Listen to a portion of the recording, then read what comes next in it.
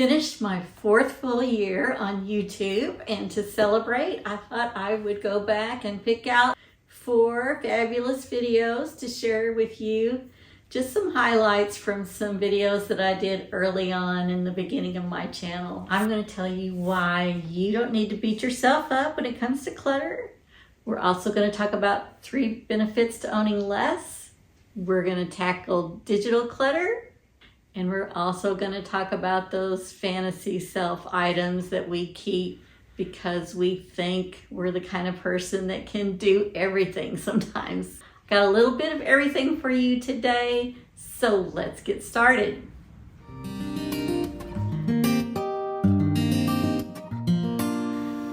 We're always going to have clutter. So here's what I want you to understand. Clutter, stuff, it's kind of neutral. The reason the clutter is there is you gave it permission to come in your house at one time. And at one time was valuable to you. These items come into our homes and then they sit there while we continue to go on with our lives. I don't want you to look at it as that it's all your fault, because those things have been there when they were serving a purpose. But you've gone on with your life, you've evolved, you've changed, you've had kids, you've grown older. All kinds of things happen where those things are no longer of value to you. So they are clutter now. But you just have to realize that almost all of our things just naturally become clutter. So that's not your fault. You grow and change and the clutter happens. But what you can do is you can learn to see that and learn what you can do about that and be in a place where you can trust yourself to make the right decisions to let that clutter go. The thinking about what is clutter and trying to determine what do I really have space, do I really love it, and how am I going to let go? Well, I just don't want to just throw it away. Once you figure out ways that you can let things go that feel good to you, then more than half the battle is done. The actual doing of going through decluttering is not hard once you make those decisions. And if I know, if I take it to Goodwill, this is going to bless someone, then that's a good feeling to let something go. Or maybe you have, say you have an aquarium in the basement that you don't use anymore, but you think, well, one day I might get that back out and get fish again. But you've got a neighbor across the street that has a little girl that would love to have that. So you find a way that feels good to you to let something go. When you do see that you have clutter, don't beat yourself up about it and don't try to jump in and just tackle it all and try to get it all done right away. Take time to think about it. That's part of the process, and just move at a pace that works for you. There are some organization shows out there that talk about, oh, you can just organize everything, declutter everything, and you're done. Well, this is a lifetime skill. Once you learn this, the more you do it, the more comfortable you are. You trust your decisions, and you just constantly will do this. A couple of months from now, you could maybe see a pile of things before it gets to the mound of clutter that you're dealing with right now. But as you do this over the years, then you can see something and say, I think that might need my attention. I can spend a little bit of time decluttering that. And it's not a massive ordeal. The more you do it, the easier it is. I promise. The more you do it, the easier it is.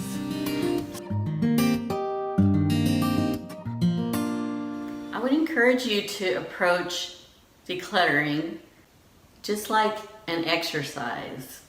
If you started working out, you got to do it a little at a time, build up those muscles till you can do more. And the same goes for decluttering. You have decluttering muscles that you need to get into shape. You got to work on those muscles just like anything else. So start slow, build those decluttering muscles, and then you can do more and more every time. You never want to start with organization. You need to start with decluttering first. There is no reason to organize clutter. Organized clutter is still clutter. Make sure you get rid of all the clutter first, then you sort like items and organize. You may have bought a very expensive face cream thinking you would use it and you don't. But you paid a lot of money for it, so you can't throw it away. You've got the same with eyeshadows. You really don't like the way they look on you. You pass over it and leave it in your makeup drawer all the time. Just because you paid a lot of money for something does not mean you have to keep it. I know it hurts. Believe me, I've done it. I feel your pain.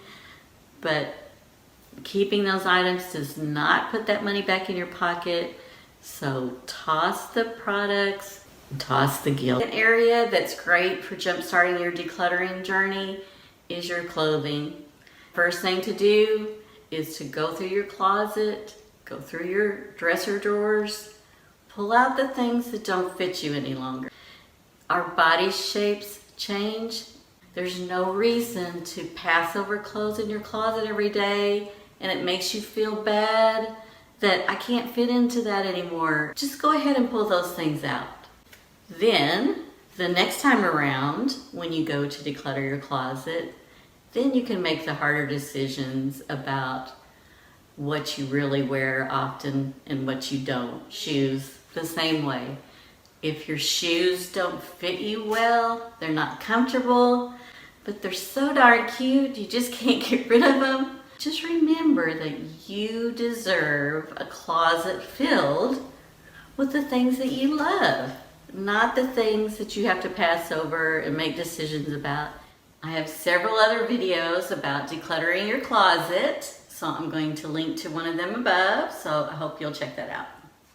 Okay, let's think about your digital clutter. If you've got a cell phone, you've got digital clutter. Set yourself a limit. Say, I'm going to declutter my photos from January of this year. Or I'm just going to take 10 or 15 minutes, set a timer, and then I'm going to be done. So don't get overwhelmed with this. Delete off all those extra poses or similar poses. Pick the best of the best to keep. And then the next time around, when you come back to do the next date range or the next so many minutes of decluttering on your phone, do your photos, but then also start looking at your contacts. Go through your phone apps, delete off the ones that you never use. Free some visual space on your phone so that things don't look so cluttered when you pick up your phone every time. The next time you go through the apps, I would ask you do the same thing. Those 5 apps you left before, thinking, oh yeah, I'll use them. Next time around, have you used them yet? If you haven't, you know what to do.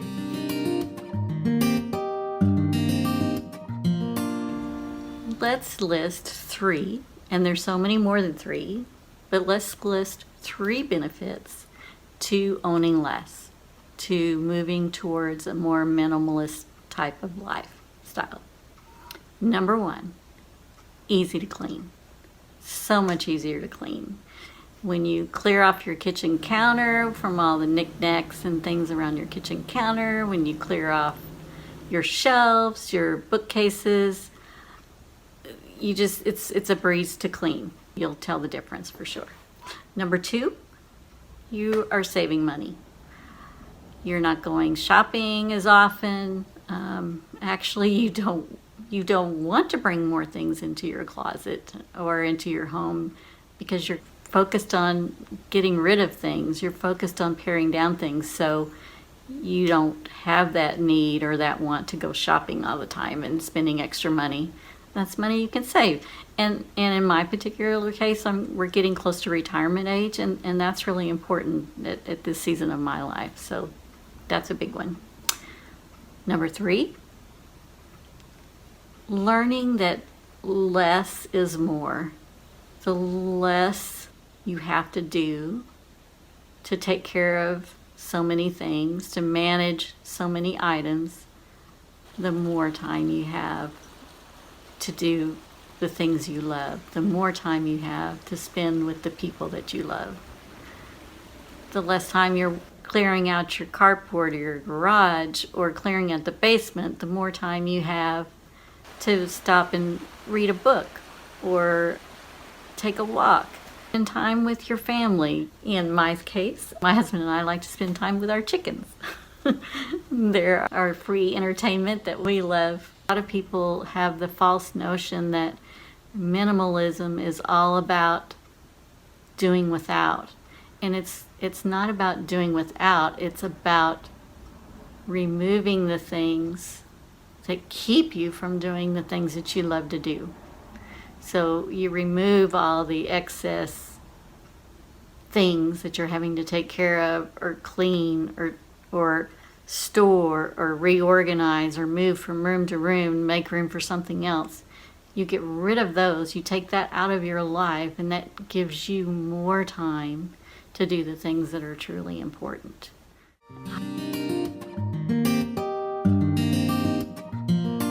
We have all these wonderful ideas, but when it comes down to it, we just have to get real with ourselves and figure out, do we really have time to do that, or is this just a fantasy? So I have a closet I need to clean out, and I'm going to invite you to come along with me, and I know I'm going to find some fantasy self items in there, so see if you can help me out on this. Come on in, let's go. This is where I keep a lot of my craft supplies, candles, wrapping paper, other things like that. But this closet is going to be going away when we do some remodeling. Moved everything out, put it on my dining room table. This is kind of crazy when you think that all of this stuff was in that closet. Some of these things I know that I will use, but some of them have been in there for years and I have not used them. So what's the reasoning that makes me think that I'm going to use them in the next year or two? I know I have used some of these same yarns to make things for my family already, so I know I can let those go. Some of you have probably heard the term your fantasy self. My fantasy self was someone who had time to make all these crafts and make beautiful things. Am I really going to do it, or am I going to let things sit in my closet for years and years and years? So you kind of have to get real with who you are. You can't always be that person that has time to do everything. I do have 2 skeins of this particular yarn, so I know that would make a nice scarf for someone. I may do something like that for someone at Christmas, so I am going to keep those. These other things, they're nice yarns, but I mean, I have to be real with myself. Some of these others I've had in this box for 7 years or more. I guess what I want to tell you is just because you paid money for something or it's in good shape doesn't mean you have to keep it. Be real with yourself on what you think you will do with it, if you're really going to use it or not. Give it to somebody else. I ran across one of these fantasy self items. This is a scarf that I started, I don't know how many years ago. I bought beautiful hand-spun yarn, hand-dyed yarn, and I worked on it a little at a time, and then I put it away, and then maybe I'd get it out another year and work on it a little bit more. And now it's been in a box for years. I can't remember how to even finish this pattern to keep going. So this is a project that almost makes me feel guilty when I look at it. So why would I want to keep something that makes me feel guilty, that it's nagging at me? Finish me, finish me. Why did you start me and you didn't finish me? I'm going to figure out how to just cast off this and finish this scarf off, even if it's a little shorter than it needs to be, because there's no reason for me to keep something that makes me feel guilty or gives me angst about, I need to finish that. When you're looking through some of your project-related things, if it's something that you started but you never finished and it really bothers you that you didn't finish it, rather than letting that still be there to bother you, why not let that burden go? It's okay that you didn't finish it. Is this thread that can be used? Well, yes, it's still good thread, but it's taking up room in my cabinet for nothing. It's set here. I have not used this for years. What would this cost for me to replace a spool of thread? Not very much. And I know I'm not sewing like I used to years ago, so why am I holding on to all of this? If it's relatively inexpensive for me to just go pick up a spool of thread when I need one, that makes much more sense than just keeping a whole box full of thread. So that's another way to make decisions on what to keep and what to let go. And even if they're not fantasy self items, they're still things that you've just been holding on to just in case. So rather than keeping things, inexpensive things especially, just in case you think you might need them, go ahead and let them go. If you haven't used them in years, it's probably going to be more years before you use them. So why let those take up valuable space in your home? If you need to replace something for a few bucks down the road, that is a better decision than letting it sit there and you having to manage it for years. I want to remind you and really emphasize, we're talking about getting rid of things, removing things, but simplifying is not all about the negative, removing, decreasing. It's also about providing more time, more free space for all the things that you love, the people that you love to do things with. So yes, we are removing things, but we are removing things so that we can have additional time to do the things that we love. Stick around at the very end because I like to end my videos with a little slice of simple, something just plain and simple, just because. If you've enjoyed this video, if you give me a thumbs up, I really would appreciate it. It helps me to grow my channel. And if you'd like to meet back here again another time so we can share these types of things again, that would be awesome. Just hit the subscribe button. Then that way we'll be sure to see each other again. Please leave me a comment and let me know if there have been things in your life that have been like light bulb moments that made you say, it's time to simplify. It's time to own less. So I look forward to seeing you again. Take care. Remember to enjoy the simple pleasures. We know those are the best. I'll see you in my next video. Bye for now.